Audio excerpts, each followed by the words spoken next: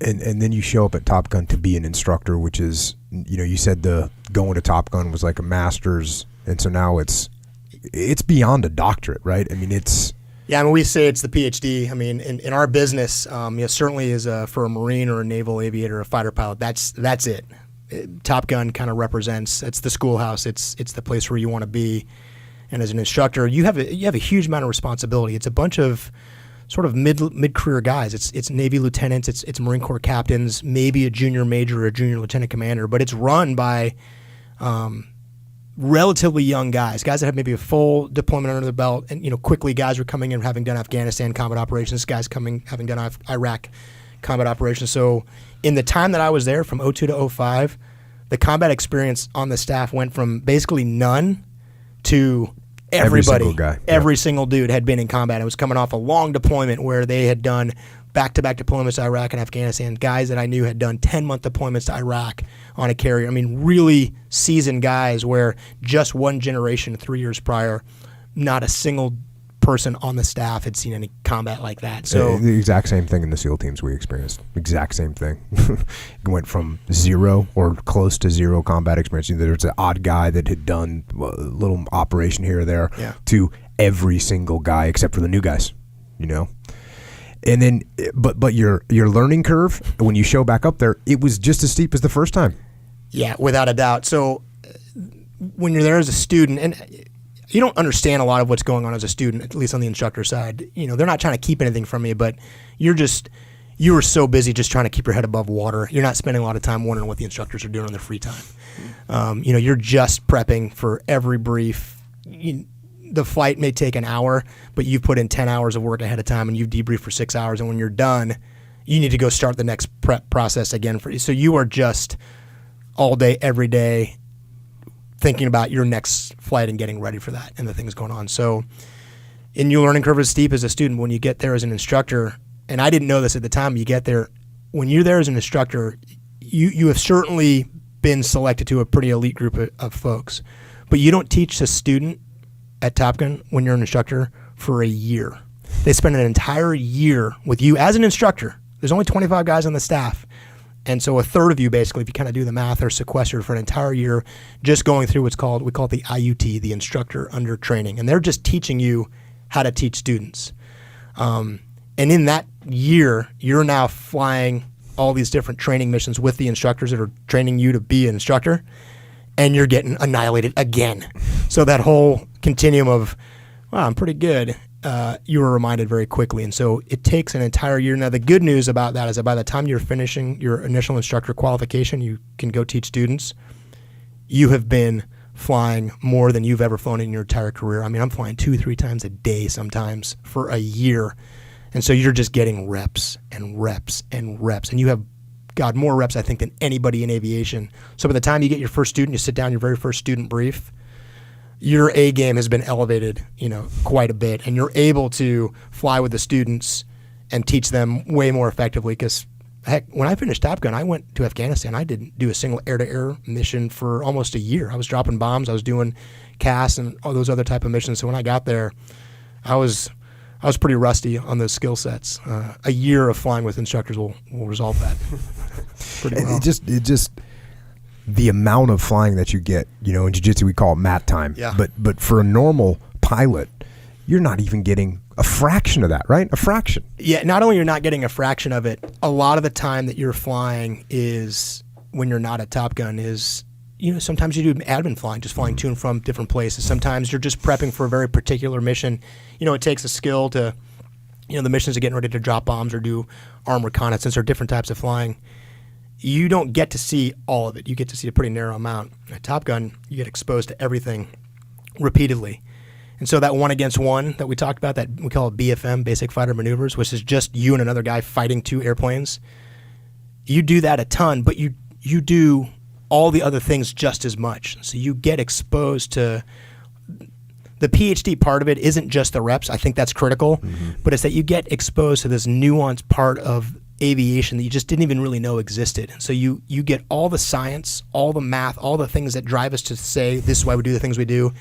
Then you just get to practice it over and over, and then you go back to the science and go, hey, I think there's some flaws here, maybe some differences here. And the guys at Top Gun are the one writing the manual. We literally write a manual. It's 4 inches thick of all these different chapters of how to fly the airplane, everything from doing a 1-against-1 to dropping a bomb to mission planning.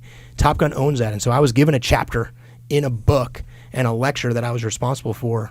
And the thing that was pretty amazing for me is when I got there, the mission set that I was responsible for, my SME area, my subject matter expert area, was surface air threat and countertactics.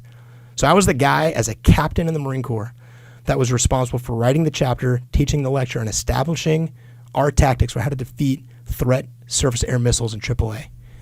And this was from September of 2002 to March of 2003. Dang. That I was the guy that established the Navy and Marine Corps' procedures and techniques and how we did that and taught that. So, OIF kicks off. Guys that had flown with and trained with are out there on deployments or writing me letters. Hey, we're seeing this threat. What should we do here? Buddies of mine that I've been growing up in aviation, I'm saying, hey, this is what we should do. This is how you should deal with this particular case. And so the responsibility as an IP, I think why it's such a PhD type program is that your level of responsibility grows. You have to be more than just a good pilot. I mean, you can teach anybody to be a good pilot, but if you can't teach and explain to other guys what they're doing and how to get better and how to keep themselves alive, you're kind of useless in combat. So it was the best 3 years of my life, man. It was ridiculous. And we just flew every day, 2-3 times a day. I got qualified in the F-16. I got to fly a totally different airplane. So I was dual qualified in an F-18 and an F-16 as a Marine on a Navy base at a Navy command after having done 2 deployments on carriers. I mean, you cannot. It'd be like if I said, Jocko, I need you to do jiu-jitsu 3 times a day, every day for 3 years. And that's all I need you to do. I don't need you to do anything else. Yeah. I've actually done a backseat ride in F-18 at Fallon, as a matter of fact, and one of the things that I think is important to understand, or at least from my perspective, one of the things that made it really cool was when you get in an F-18, if you've never been in one, most people, you're not going to get the chance to get in an F-18 and fly with it, right? So I'll give you a little description of what I thought was one of the coolest parts about it, is that if you look at the structure of an F-18, the pod that you sit in, the cockpit, is really far forward, and the wings and the engines and stuff are behind you. And it looks that way when you look at it, but when you get in it, those wings are so far behind you that you feel like you're in a superhero pod. You need to turn hard. You can't just look back to see the wings. And it's a glass canopy that surrounds you, so you feel like you're just in a little pod that is moving at 800 miles an hour, and it's a crazy feeling. It's a crazy feeling, and because it's deceiving, because you just feel like you're in this little space pod, somehow Star Wars powering through the air. You don't realize that behind you is tons of metal and machinery that's making this happen, and the G forces and all that stuff. It's a very cool thing to experience. For me, I thought, oh yeah, that was awesome. I didn't think to myself, man, I should have been a pilot. There's some. I know we were talking about it yesterday. For you, the connection between man and machine is a really cool thing that you enjoy. For me, I don't like it. I don't like to rely on a machine. Yeah. I don't even getting in Bradleys and stuff in Ramadi. I'd always think, I always was apprehensive about a big machine that I had to rely on. I want to rely on me and what I could do. And that's why I had that little disconnect. I still have it today. That's why I'm waiting for the robot war, because I want to fight those things. So I just have a little disconnect with the machines, but I can see where people that have that type of mindset, it's just a complete equalizer, as you were telling me last night. It's a stock car race. It's you in the same plane as me, and who is better is going to win. Period. That's it. There's really no excuses you can make. Yeah, that's one of my favorite things. It's always been one of my favorite things about flying fighters is that it's an equalizer. You don't bring any advantage to that airplane. Now, if we're going to train something, you and me, there's guys that are bigger, guys that are better heart rate, whatever. There's a whole bunch of ways that maybe you can bring an advantage. You lose all that the minute you strap on that airplane, because you're only going to go as fast as the airplane goes. You're only going to pull as many G's as the airplane pulls. That's what you get. Now, you get a lot of all that stuff. I mean, it's awesome, but your success or your failure is 100% about how well you interact with that machine and compared to that other guy. And if you lose, well, my engine, no. Well, I didn't have negative. You lost because you were worse than me today, period. And look, we're gonna find reasons why. We record every flight. We record our radars. We record our information, our display. So you can go back and dissect.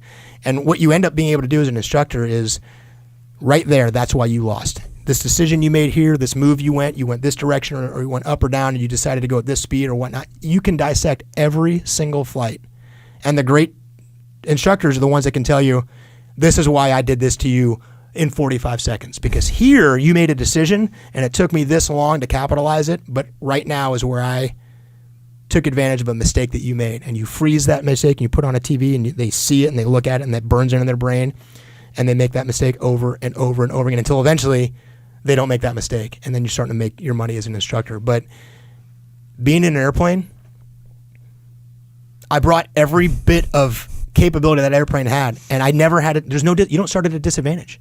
And if you beat somebody, they have nobody to look at, no excuse, nothing to blame except for their own performance. And I loved that, and I will always love that about being a fighter pilot. And then when you're flying an F-16, now you have a different airplane. So, hey, one airplane's faster than the other. One airplane actually turns better. And so now instead of it just being two totally equal platforms, it's one has particular strengths and weaknesses that are different than the other ones. So you better be really good about avoiding his strengths and getting, and playing to his weaknesses and vice versa. And if you lose, guess what? It's still your fault 100%, because instead of you having two similar airplanes, you couldn't identify what he was able to do better than you in his regime that he has. You're stronger than me, fine. Then I'm going to try to be more agile than you. You're quicker than me. Okay, well, I'm going to maybe try to outpower you, those type of things. And those games that you'd play kind of back and forth, there is no question at the end of a flight at Top Gun that you're fighting another dude who won. Nobody comes back like, I wonder how I did on that one. It's all very evident. If you're looking over your shoulder and a guy's telling you that he's gunning you with his airplane, you don't go back to the debrief and think, I wonder how this is going to play out. So it's all right there, laid out. The cards are always on the table. There's a reason for everything, why you succeeded and why you failed. And I just thrived in that environment because you couldn't hide from anything. Everybody saw everything, and it was all right there. A good student, a really good, talented student coming up to Top Gun has what percentage chance of winning? So if the best, let's say that hypothetically, the best student that I ever saw that came to Top Gun as a student from a squadron, the best student that ever came to Top Gun to fight a qualified Top Gun instructor stands 0% chance of winning. The best student at Top Gun has 0 chance. Yeah. I could fall asleep in an airplane as an IP, and a student is not going to beat me. There is just such a huge, and it doesn't even mean that we're better. I don't mean to imply that we are better pilots, but you're at time. Yep, it's just time. You are just. And I don't even mean that critical. It's just not even close. Yeah. And nor would they expect it. Right. Some students, every now and then a student kind of thinks he's going to do some good work. Hey, watch this, I'm awesome. But most guys show up realizing that disparity. I understood that when I got there as a student. Like, these guys are just in a different world, and you want to get to that world. But as an IP, which is instructor pilot, by the way. Instructor pilot. Yeah. If I flew my best jet on day one against the best student, it would be over so fast that he almost wouldn't even learn as much as he should. So you still fly your best airplane, but you make sure that there's a learning process there. If you want to just annihilate somebody at Top Gun, you can do that. Mm-hmm. The students that come there, even on their last day, aren't on your same level. They just aren't. They've gotten a lot better. The learning curve is steep. But when you're in your third year as an IP at Top Gun, you have just had so many reps, so many laps doing the exact same thing. You've seen everything that it's almost like, we talked about this yesterday, it's almost like things are happening in slow motion for you. Like you're in the Matrix, and that guy is just working as hard as he possibly can and doing his thing, and you're just kind of sitting there kind of watching it at like 1/3 speed. Yeah. So your ability to decide and do something to him or do something to that airplane or make a decision, you're just operating at a faster pace than him. Yeah. And that reaction is just impossible to keep up with. I can't wait till you start training jiu-jitsu, because you're just the exactly. Analogies are just everywhere.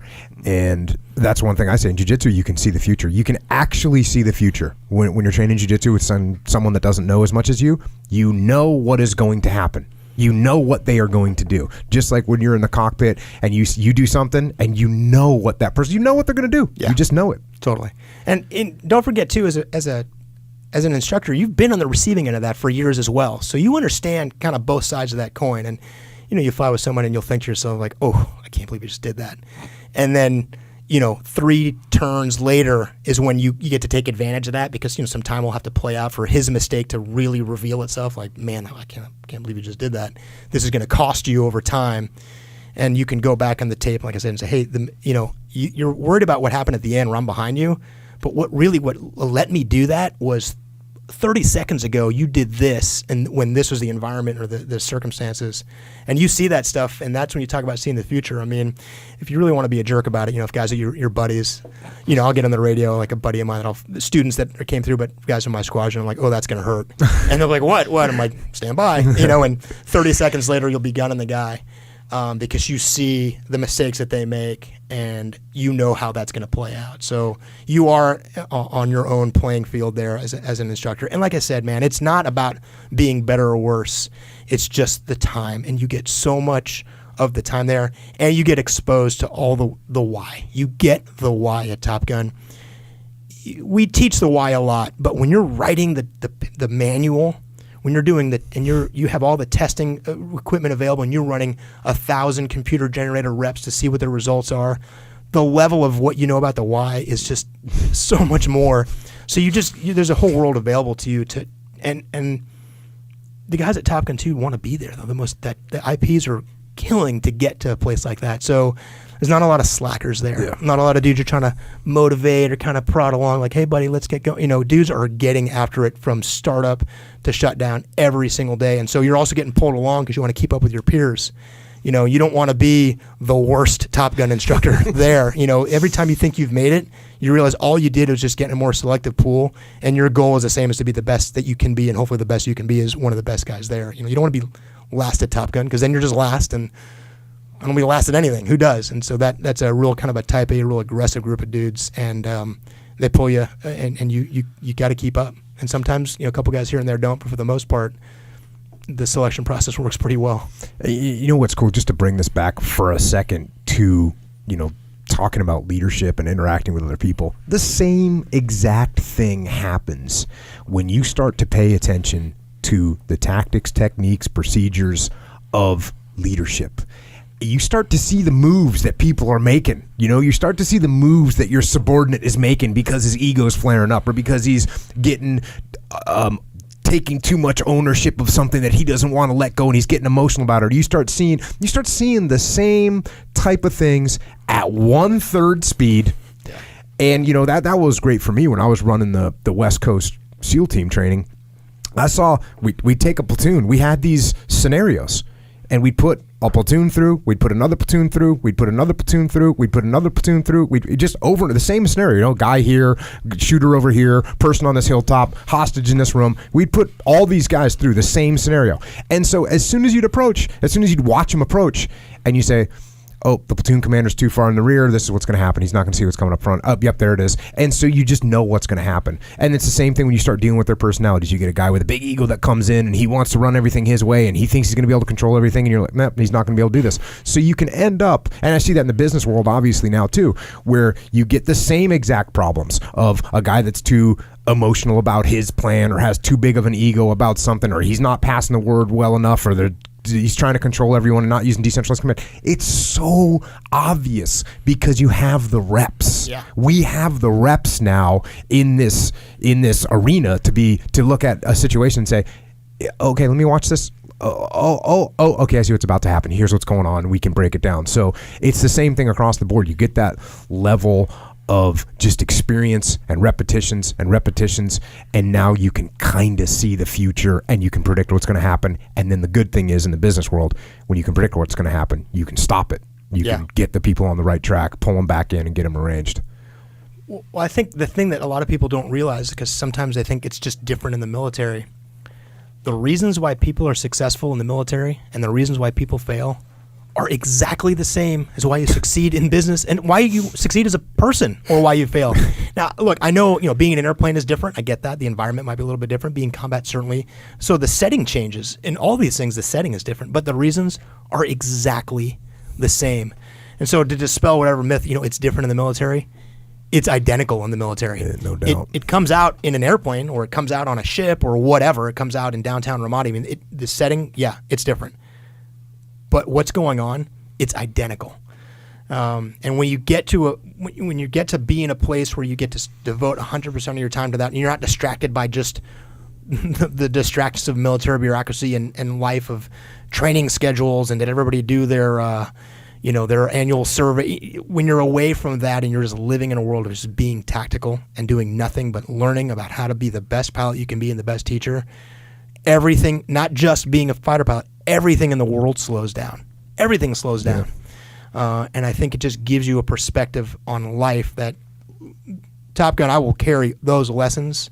I mean, obviously, I carry that with me in everything that I do, and I will forever. Right. What was honed at a place like that. And in some ways in the military, it's just a luxury because it's just not that common for someone to say for 3 years, you're just going to do nothing but this. I'm like, dude, are you kidding me?